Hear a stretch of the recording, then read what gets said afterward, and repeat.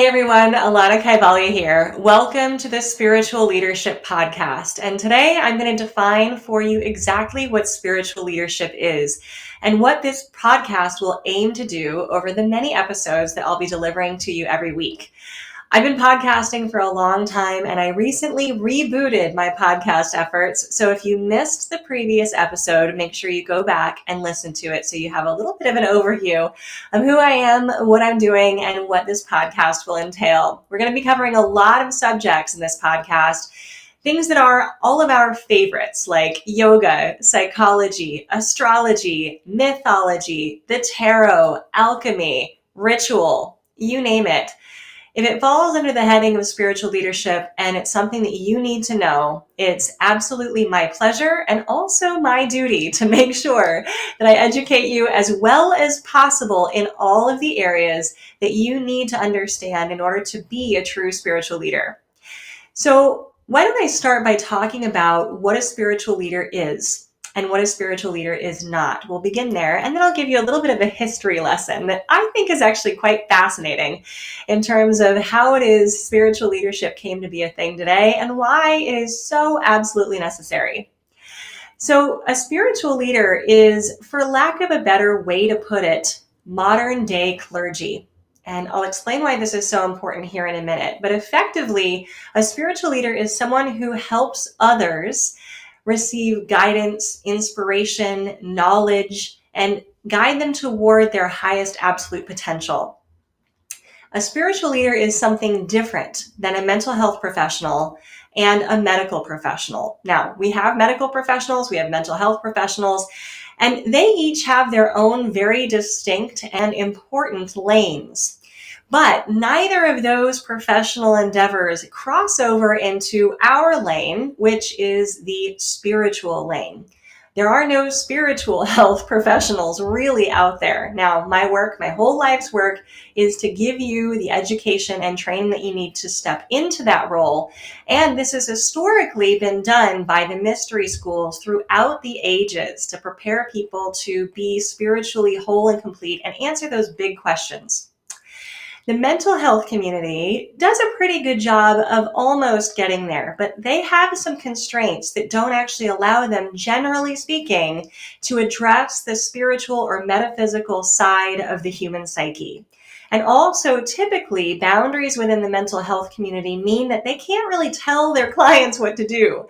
They're there to listen. They're there to be supportive, and generally just giving advice or giving answers is not really in their wheelhouse or in their zone, which is totally fine. Again, what they do is amazing. It's just that they don't do this spiritual piece.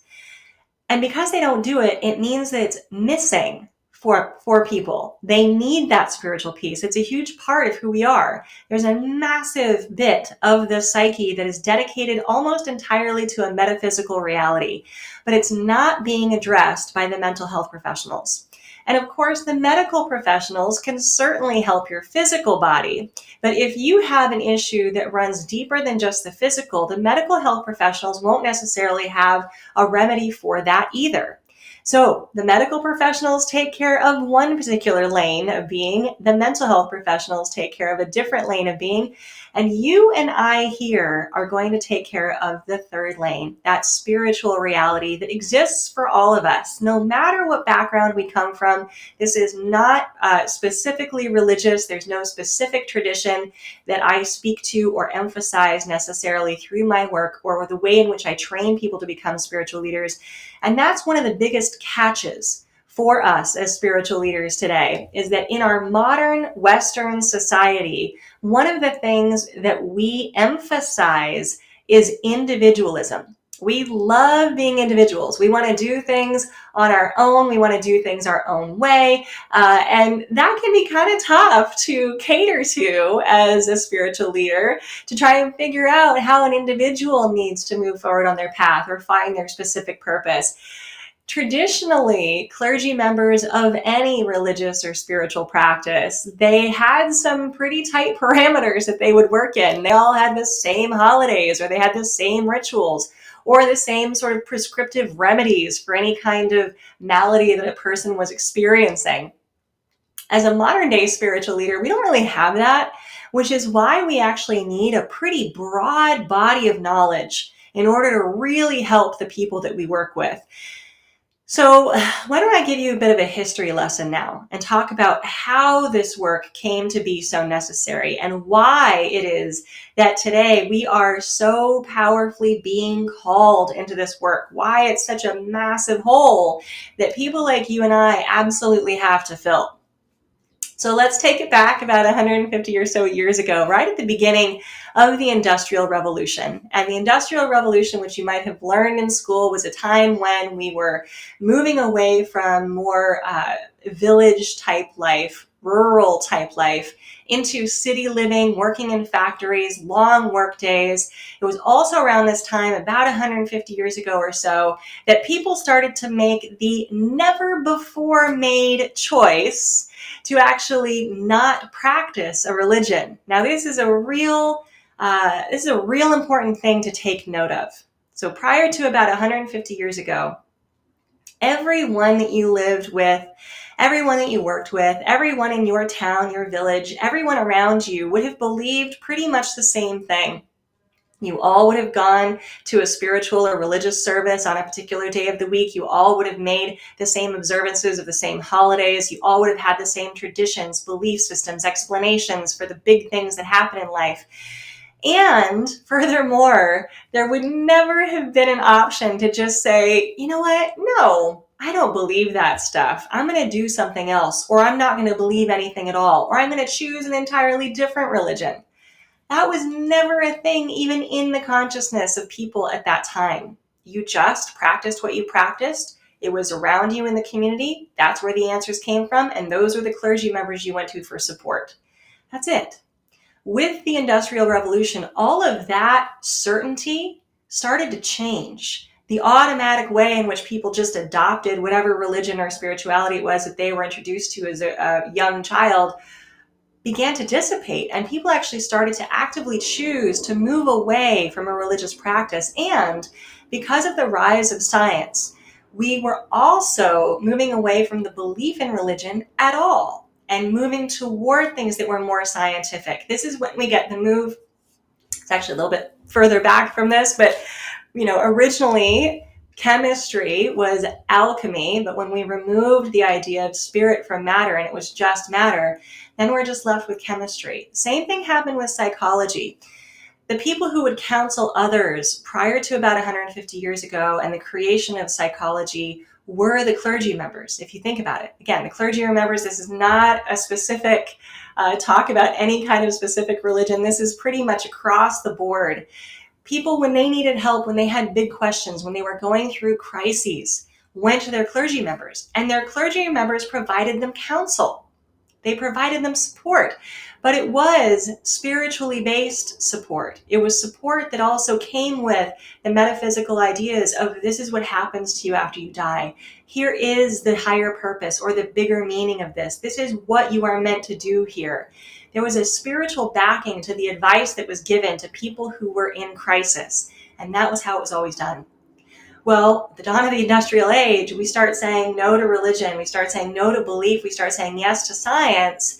And a couple of guys, primarily Sigmund Freud and Carl Jung, and maybe a few others, decided we needed a science of the mind. That the mind wasn't a spiritual place. We didn't need those clergy members anymore. We could science it out and we could study it and we could make predictable observations about people's behavior. And we created at that time psychology. And the whole purpose, the whole inception of psychology was to science out the mind and do it without the spirit. That is good, valid, right, and true. This is not a slight against psychology. It is simply a statement that a thing that was written out of it was spirit. It doesn't address that. It's not part of its initial makeup. I'm not saying that there aren't psychologists or therapists out there today who bring that back or infuse those things into their work. Absolutely there are. But traditionally speaking, psychology was a reaction against spirituality. And it was a way to make the mind much more scientific and observable. And we've learned a lot since then. I mean, honestly, I'm super grateful for the study of psychology. I myself have a degree in psychology, and it's an important part of the work that we do as spiritual leaders. But as spiritual leaders, we understand that you really can't remove spirit from matter. You really can't remove spirit from your physical makeup, from your mind, body, spirit complex. So the idea that we can try to counsel people without acknowledgement of that is a challenge. And that's why we have our third lane that we exist in. So psychology over the years has developed in such a way that it isn't ready or able to address the spiritual questions of life. And the thing is, you guys, we all have those questions. It does not matter what background we come from. It does not matter what our initial religious practices were, or even if we have a belief system. It is human nature, because again, a huge part, about 25% of our psyche, is dedicated to the metaphysical reality. Whether we like it or not, whether we acknowledge it or not, whether we're real about it or not, there is a giant place in our psychological makeup that is interested in these questions, and they arise. They arise when terrible things happen, and we ask questions like, why me? Why did this happen? What is this all for? What does it mean? These questions arise when we start to get to a certain point in life and we realize, are we doing the right thing? Are we living our purpose? Are we fulfilling our meaning? What gives our life meaning? Psychology doesn't answer these questions. And again, psychology has specific boundaries in the way that it works, and it can't really give advice and it can't really give answers. But the spiritual leader can. Because spiritual leadership, in as much as it is and was the clergy members of the time, the people who held the spiritual truths, if we look back in history, the training for clergy members was through what we call mystery schools. Now, mystery schools, the word mystery today seems mysterious and unknown. And mostly that's because we actually just are not really clear on all of the things that were taught inside the mystery schools because they were mysteries. But we do know some things. So the mystery schools were houses and places of belief and worship where a priestly caste or priestess caste would train acolytes to then also hold the spiritual knowledge of the day. And they would work with their constituents. They would celebrate the holidays with them. They would do rituals with them. They would do rituals with individuals who needed them. And that's another important piece of spiritual leadership, is this ritual piece. They would help people go from one stage of life to another. So they would perform the wedding rituals. They would perform the birth rituals. They would perform the death rites. They also had healing practices.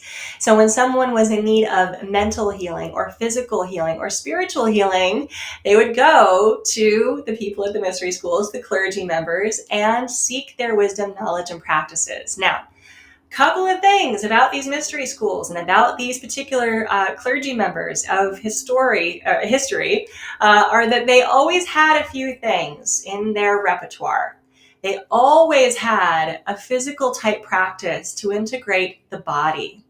We, in a modern day capacity, typically, especially those of you who work with me, have a yoga practice. That yoga asana is a way for us to integrate the mind and body complex so that we can feel into what's happening in our lives.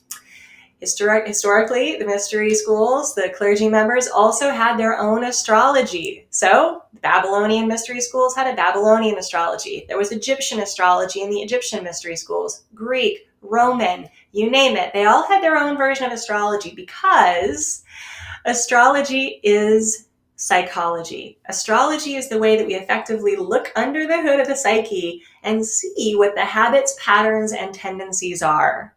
Fun fact and tie-in to psychology, one of the founders of psychology, Carl Jung, used to read the natal chart of every one of his clients before he saw them because he said it saved him 6 months of just trying to figure out what made this person tick. Very powerful information, that. So astrology is psychology. It gives us a leg up on what this person is working with, what they're dealing with, what their habits are, their patterns are, their tendencies are, what's influencing them right now. We can see through astrology whether this individual is emphasizing the highest parts of their chart or whether they're falling into the lowest parts of their chart. So there's always an astrological practice for the mystery schools. The other thing they also had was a form of divination. And again, this is going to be specific to the area, time, and place. But divination is a way to get very quick answers to our most pressing questions. Astrology doesn't quite do that. Divination does. So that's why these two things are really good to have. A form of astrology, a form of divination. And again, we have to apply the right medicine. So for us as modern mystics, as modern spiritual leaders, we want to apply the right form of astrology. And because we are working with Westerners primarily, I myself am a Westerner. My clients are primarily Westerners. The people that I teach are primarily Westerners. There is just a difference between the Western psyche and the Eastern psyche. So if we are Westerners working with Westerners, we want to use Western astrology because that's going to emphasize what the Western psyche finds most important and powerful. Whereas if we are Easterners working with Easterners, then we want to use Eastern astrology or Vedic astrology. So there is a difference between those two. There's also a difference between the psyches, and we want to apply the right medicine. The same is true for divination. We want to use a form of divination that is powerful and practical for us as Westerners. Divination is always going to work with the psyche's most powerful myths and symbols. And for us as modern Westerners, our most powerful form of divination is the tarot deck. It was literally created exactly for this and in a fairly modern context, only just a few hundred years ago. So it has all of the symbols and mythologies that are alive within our Western psyches so that we can get the answers that we need quickly. The mystery schools also had a form of healing, a way to heal ourselves from the inside out on a spiritual, emotional, psychological plane. For us, that is the system of the chakras. The chakras are a very powerful system that organize the psyche, kind of similar to the way that Maslow's hierarchy of needs organizes the psyche. If you've ever taken a basic psychology class, the psyche is vast, it's enormous. However, it does have a fairly predictable structure. And we as humans do have some fairly predictable ways in which we get jammed up or tied up or develop complexes or triggers. Thank goodness. If it was just vast and complex and difficult to figure out, well, it would be impossible to heal, wouldn't it? So luckily we do have some organizational structure when it comes to the chakras so that we can work with people and heal them effectively when they're going through a crisis situation, when they find themselves triggered. Because when people are in crisis or triggered, they want help. And guess who they're going to reach out to? They might reach out to their therapist, but in my experience, and I'm going to guess that this has also been your experience, they reach out to you because you have this air about you that you might have the answers. Likely because you're a yoga teacher, yoga practitioner, spiritual practitioner, you have a spiritual career of some point. If you're with me in my world, you're likely one of these types of people. I remember when I first started teaching yoga more than 20 years ago, people came up to me not to find out where to point their big toe in triangle pose, but rather to get advice on what to do about their relationship. What do they do about their career that they no longer love? How do they transition into a different phase of life? What does it all mean? How do they figure out their purpose? And they're asking me this, and all I've ever had is a 200-hour yoga teacher training program. It was a good program, but I don't care what 200-hour teacher training program you go to, it doesn't give you the depth of education necessary to really have the skills needed that these people are calling you to have, that these people need you to have. With the move away from religion and spirituality, with the evolution and progression of the industrial age, with the development of our modern Western society, we have lost things. Now, I'm not saying we need to get them back in the way that we had them before. We need a new way to address this very big problem, this giant hole in the psyche, what has sometimes been called a God-sized hole. Just because we don't have a way to address it right now doesn't mean we don't need it. and people are desperate for it. And you will hear their desperation in the questions that they ask you. What does it mean? How do I figure out what I'm supposed to do here? Is this person right for me? I can't see past the nose in my face. I'm in a terrible downward spiral. What happens after I die? The medical professionals and the mental health professionals don't really have ways to support these questions. But with the right training, you and I do. And again, it is necessary, it is needed, and never more so than right now. We are just post-pandemic, and there has been lots of writings and talk about the second pandemic, which was the rise of things like anxiety, apathy, boredom, depression, disconnection. These are things that spiritual practices that you and I employ are expressly designed to alleviate and work with. You and I have at least some of the training. We have at least some of the experience, and people recognize that in us, and they want that from us. They need that from us. You and I finding this third lane, this lane of spiritual leadership or spiritual coaching, the ability to guide people through their most challenging times, to find out their metaphysical answers, to transition into different life experiences and ways of being, that is our wheelhouse. That is sacred to us. We are the ones that all of these people need. And so it is our work to step up into that role and be the spiritual leader that we are being called to be for all of the reasons that I've named. It's always been present in history. People have always had somewhere to go for these questions. They don't have that now, but they have you. And I'm here for you. I'm here to teach you and show you as best as I can the way through to stepping into your role as a spiritual leader. This is my life's work. This is what this podcast is about. Like I said, we're going to be covering a lot of ground in this podcast, from astrology to psychology to the tarot to alchemy to ritual building to mythology of all different kinds. We'll even dig in to what kind of spirituality is meaningful for people, the difference between the Western and Eastern psyche. If this particular podcast has inspired any questions in you, good. And please let me know what they are. I'm really easy to find and get a hold of. Easiest way to track me down is through my website, alanakay.com, where I have tons of resources for you, all in regards to spiritual leadership. And I have tons of training and certification programs to get you started on your path to spiritual leadership. Regardless of how you move forward in this practice, remember, people need you. They need you now more than they ever have. And it is my great honor and pleasure to be here with you and to share this information. So until next time, please take care of yourselves and take care of each other.